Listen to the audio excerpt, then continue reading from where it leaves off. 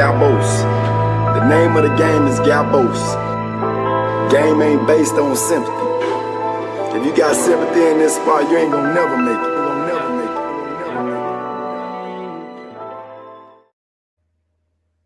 Yes. You're getting a double header today. If you have come here from our Arsenal video, now we're going to dissect the weekly misfortunes of Ruben Amorim's Manchester United. And once again, I'm joined by Manchester United and Queen's Park Rangers' favourite son, Isa, and the legendary Arsenal ambassador, Mr. Booty. Welcome back. Boom, boom. My tattoos in the room. Boom, boom, boom. So, obviously, nothing new here. I think everyone kind of predicted. I'm not even sure if were Crystal Palace favourites ahead of this game in the bookies. They should have been. I think everyone and their dog kind of had them as favourites in this. It was just the better team won on the day. I'm not gonna lie. I actually thought United were gonna win this game. I don't know why. I actually thought they were gonna win. For real? Yeah. So I just had a gut feeling. Mateta. At home as well, at Old Trafford, no chance. Bro, look. So obviously, it's on the day that Manchester's own Marcus Rashford finally departed from the club to join Aston Villa on loan. How surprised were you that he decided to leave 110 million worth of striking talent in Xerxes and Højlund on the bench so he could put Kobbie Mainoo false 9? Oh my god, bro! When we saw that, like when I saw that team sheet before the game, bro, you think he's setting up. He's playing against a Barcelona team where he's trying to stay compact, get as much bodies in midfield. But that just shows how unhappy he is with our forwards. I mean, what other statement can you make besides playing Kobbie Mainoo as a false 9 when you have two 50, 60, 70, 80 million pound centre forwards on the bench? Bro, it's not looking good. It's not looking good for, you know what? Yeah, it's not looking good for Højlund and Xerxes, if anyone. It shows that he's not really rating them. And bro, you know what? He doesn't help as well. He's already, like, Amorim's already been in the media saying players are nervous when they play at Old Trafford, playing in front of the crowd. He's building like a siege mentality, but against his own fans. So yeah, it's not. That's a great point. Well, listen, obviously he wanted to send a message loud and clear to Ineos that he's not happy with his striking options, and Ineos have duly responded by saying we'll be doing no further business on deadline day. Reportedly, the £5 million loan fee for Matthias Tell was too expensive. I'm going to be honest with you. This is a very rare occasion where I actually agree with United's management. Like, if it was a dry loan, I don't know what the hell Tell is going to do for you for 6 months. That's going to drastically improve your situation, or kind of shine a light on his recruitment ability. I think it was a signing that was, in my opinion, doomed to fail, which is why he has ended up at Spurs, because it's just a natural way to go and fade out your career. But now, I mean, United have lost 7 of their last 13 home games, and to find a record in your history that is that bad, you'd have to go back to the year 1893. So we're now looking at stats from the 19th century. That's not got to fill you with any confidence about what the next few months are going to look like, right? I mean, do you think you're going to stave off relegation with this current form and the curse of Old Trafford? Listen, it needs to get as bad as it needs to get. I'm not looking at the table. I'm not looking at any of the competitions we're in. Nothing. He needs to find out every little detail about every single player in that team. You know what? You know how you have Luke Shaw, he'd be sidelined for a bit, come back, look amazing, and then he'll go back to being injured or being washed again. Those things look like they're not going to run on Ruben Amorim. He's not going to buy into that stuff. I think listen, you don't always think I'm joking when I say the more defeats we get, the better it is for us. We need to constantly lose. It's the only way he's gonna find out about these players. We have to lose week in, week out. By the way, I mean, Booty and I have been in. Sorry, Booty, but I was going to say you and I have been in that exact same place when we were rooting for Unai Emery to lose because we were sick and tired of watching his teams. After the Watford game, I felt like we all cheered losses more than victories because we knew that's what it was going to take to institute any sort of a change. But with like obviously the ownership changing ish, and these Sir Jim Ratcliffe and his rats assuming the role at Old Trafford. Do you think that they're going to eventually pull the trigger on Amorim just to try and save their own skin? Because the stick they're getting is coming at record speed. If you compare how long it took for things to really sour with the Glazers, these guys are breaking all records, no? Bro, you know what it is, yeah? This guy, I get it, yeah? You have to have hopium when it comes to a new manager, especially when you've sacked manager after manager after manager after manager, and your club's been on the rock for like years now. We've been there. Do you get it? Like in whatever positions. So I get it. But bro, there are signs with this manager that if I was a Man United fan, I wouldn't be saying, "Oh, get him out," but I'm not rating, bro. Like I get it. Okay, Man United are dead. They have dead players. But, bro, you're 14th, 13th. If there aren't any major injuries like that, bro, you're getting bopped left, right, and center. Bro, what you said they've got 7 wins in 19 games, bro. He's losing left, bro. He's in the Europa League. He's having punch-ups with Rangers at home, bro. Like, I know these players aren't good, but, bro, you're telling me that they're not this good, bro. And the only thing I'll say about Amorim is, okay, fine. I'm not going to say, obviously, United should get rid of him now, whatever, early doors and whatnot. But he's not, like, scotch-free from criticism, bro. I get it's his first season and whatnot. Bro, like, there has to be some upturn in form. This guy's bro, he's doing worse than the previous guy. Like, that is eyebrow raising stuff. Like, it's not just, okay, like, oh yeah, this season's a free hit, bro. You're like, what are you doing, bro? There's no, like, you see some games he's playing ball, but when it comes to the Prem, it's back to type with United against the big teams. When it's sit back and whatever, they're doing well, but when it's time to take impetus and do against the smaller teams, you're losing games at home. And one thing I'll say is, I don't think obviously they won't sack him, but they're signing. This is a free at the back manager, yeah?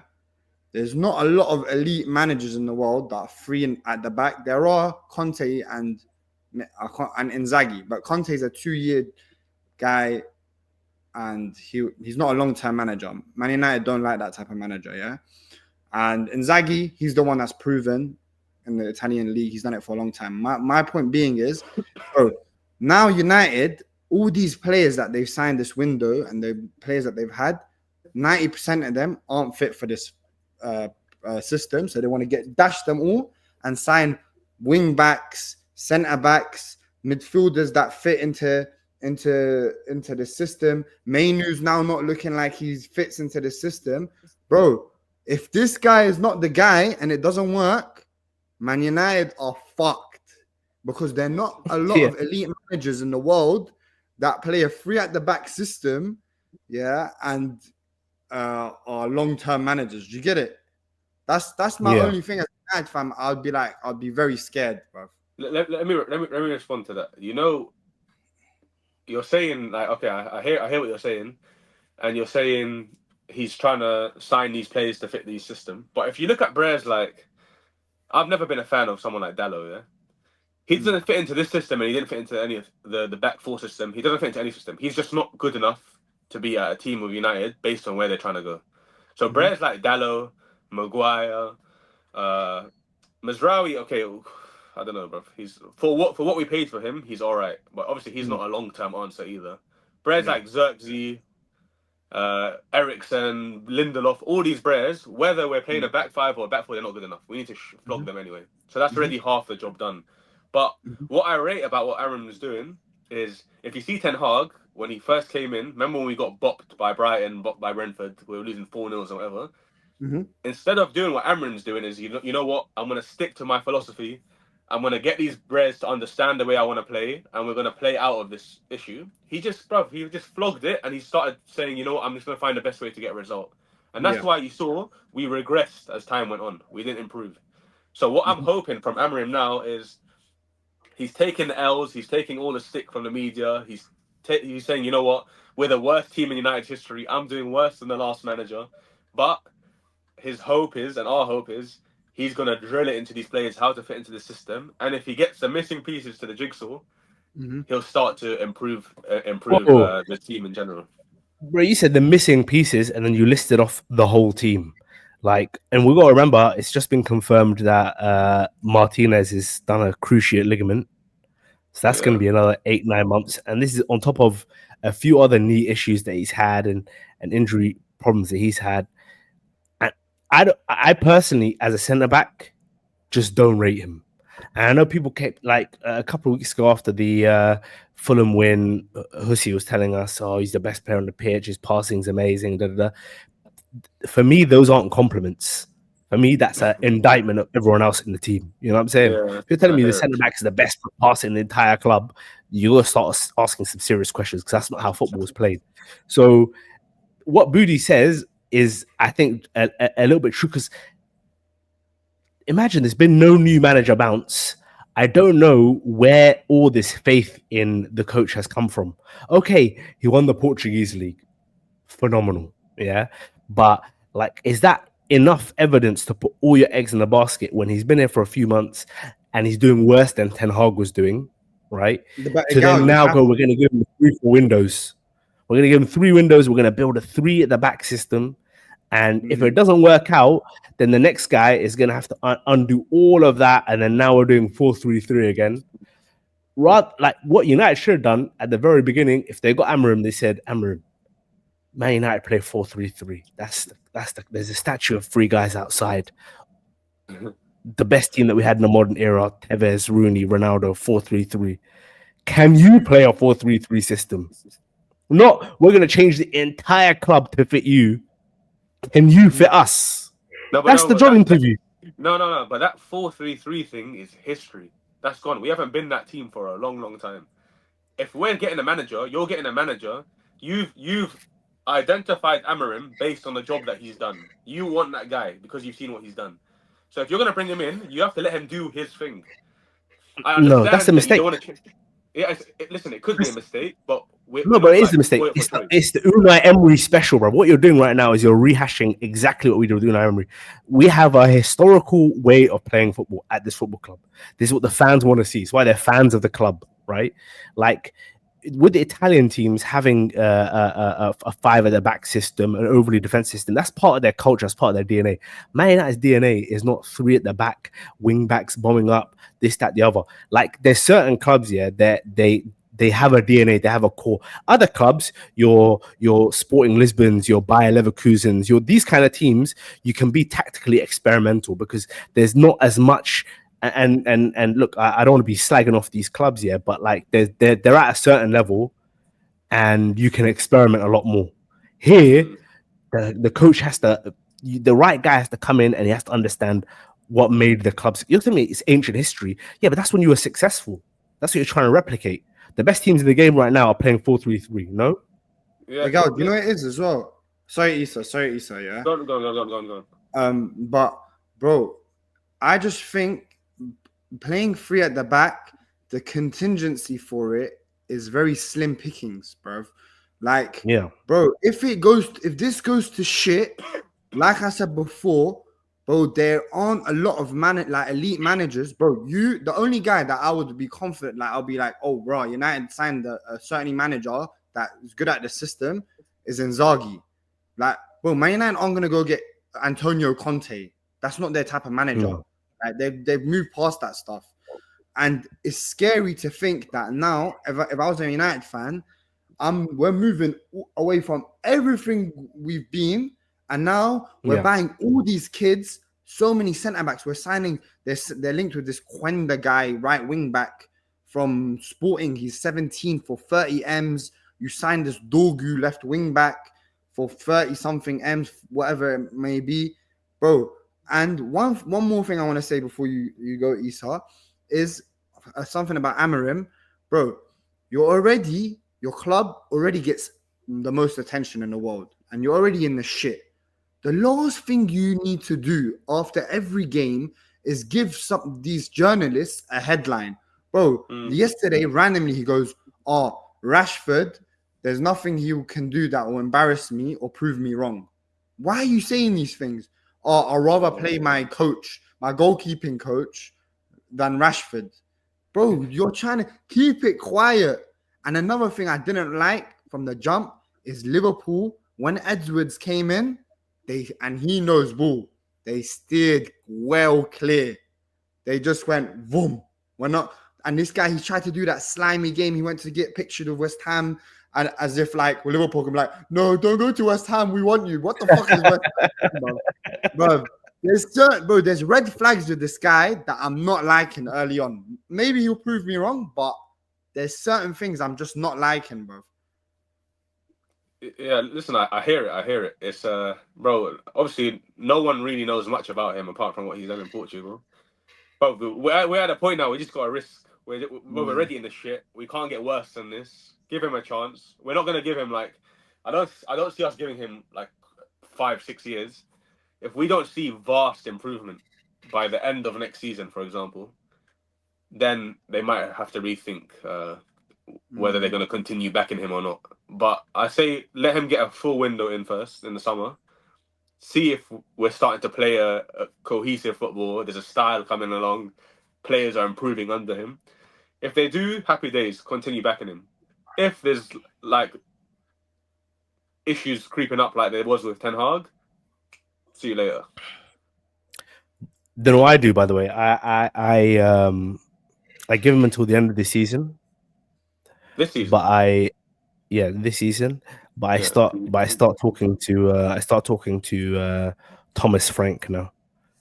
That's what I talk to, because bro, you've done is you've gone around all the regional European champions, and you've got Ten Hag from the Netherlands, and he's won 6 Eredivisie. You've got this Amorim guy, he's got fucking 4 Portuguese league titles.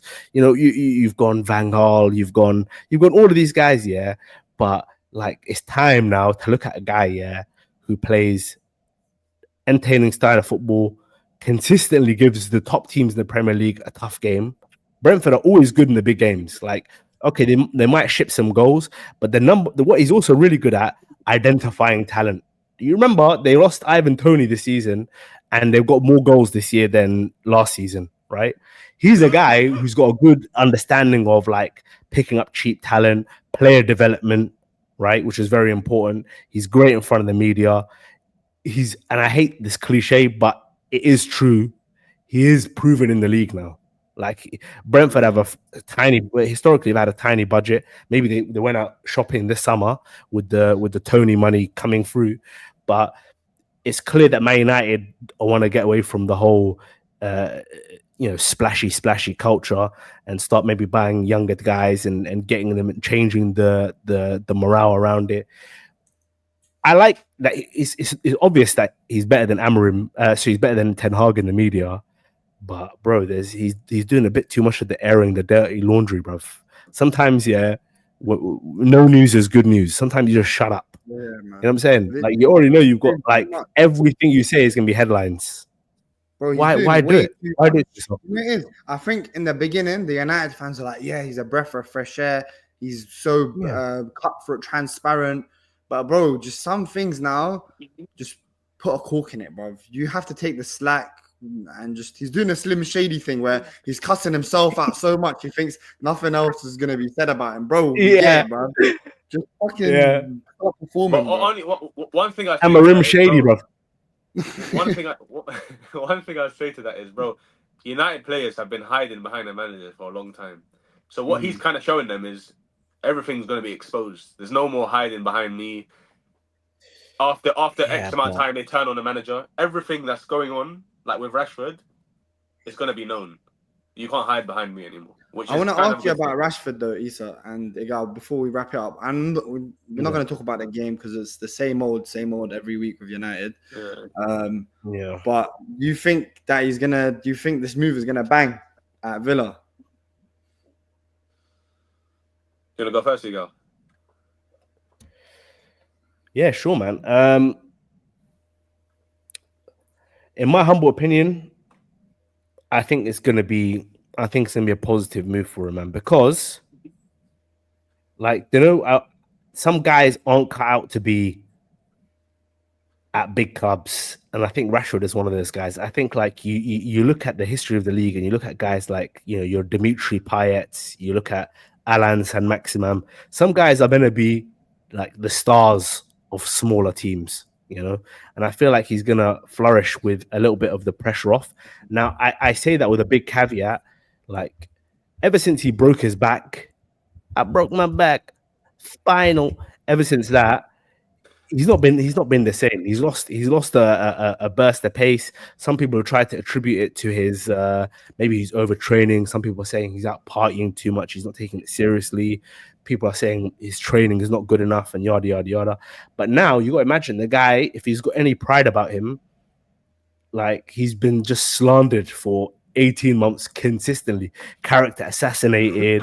Everyone's talking his name, and I don't think he's a bad person. But I think if he's got any minerals, if he's got any bollocks, bro, he's gonna go into that team and he's gonna say, "Look, my team now. Like I'm the main guy." You know what I'm saying? And he's gonna try. Because he's still 27. He can still do something. It's not over yet, and he's got a lot. He's got a point to prove. If he wants a big move, it's now or never. Otherwise, he's gonna get the Deli Ali treatment. We're gonna be seeing him in front of Turkish hair clinics in 6 months, paying for Besiktas. You know what I'm saying? It's a slippery slope from here, my friends. Yeah, What do you think, Issa? I kind of agree with you. I think it'll be a decent move for him. Like you said, there's too much pressure and scrutiny at United, and I don't think he's cut out. He's not like he ain't got the minerals like that. I think at a team like Villa, they're more like obviously less pressure. They're more like you know what? United was too luxury for him. As weird as it is to say it, but I feel like he was too comfortable in that United setup. Obviously, he's a homegrown player, come through the academy. He probably felt like he was untouchable based on the seasons he's had before. Obviously, he scored 30 goals 2 or 3 years ago. He probably thought somehow he's a bit untouchable. Like he's seen managers come and go. He's like, yeah, you know what? I'll be here for the next one. This is kind of probably like shocked his system a bit. Also, you know what? Rashford wasn't even the biggest name during when he was in the academy. No one like had him coming as like the next star boy coming out of the academy. It was kind of based off chance. A couple of injuries, he found himself in the team. He did all right. So I think he's done well for himself. But this should have happened probably like three years ago. He should have been flogged off. But Villa's not a dead team. Villa are really good. I agree. Yeah, they're pushing. They're creeping up. They're eighth now. They're in the Champions League. I think it'll be a perfect fit for him. Less pressure, kind of the star man. You know, He's like the Anthony Joshua of football, isn't it? Yeah, literally that, bro. Literally that. He's done well for what he's got. What he's done exactly. before. But listen, he Punching above his weight. might prove us all wrong, innit? Sorry, Issa? He might prove us all wrong. He might end up being as dead as he was at United at Villa, but we'll have to see. But a good move for him and good move for us. Yeah, fair enough. What do you make of the transfer business? That's the last thing I was going to say. What do you make of the transfer business? Do you think are you skeptical that they're not backing him, or like what are your thoughts on that? I tell you what, yeah, I think I don't necessarily agree with it, but I think they've seen this season as a write-off. And they don't want to panic buy or just buy anyone. They want to thoroughly look at who they're going to get. So they said, you know what, try and firm it till the end of the season, till they identify targets. But also, the reason I think they're doing that is, bro, there's alarm bells ringing in their head now with Amorim. And they're like, let's see how he fares until the end of the year. Because obviously, bro, we don't know where we're going to be when the summer window comes. So, to be fair though, Bar City, this window, who's really like? I know I'm not saying Arsenal should have made a move, but no one really does anything. Do you get it? Yeah. I mean, Villa got Rashford and Essential, right? Yeah, and Marlon, Yeah. Daniel Yeah, Marlon. Marlon. Yeah, that's a decent probably window for them. Obviously, they got Duran cut out. Yeah, no, Nuts. it hasn't been the busiest window, to be fair.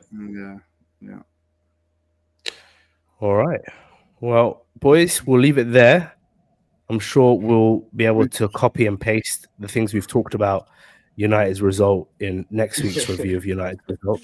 And yeah, keep it locked to Gabbo Sports. We are active on Twitter.